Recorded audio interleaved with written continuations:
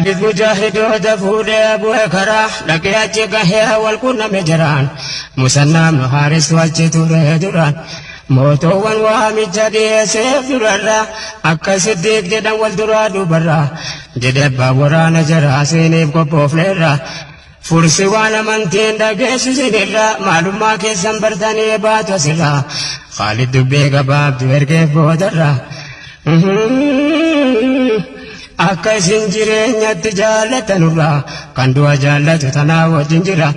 dubbittiin dhugaadha nama argatee jarra guutuuwwan jajjabaate isaa wajjin jira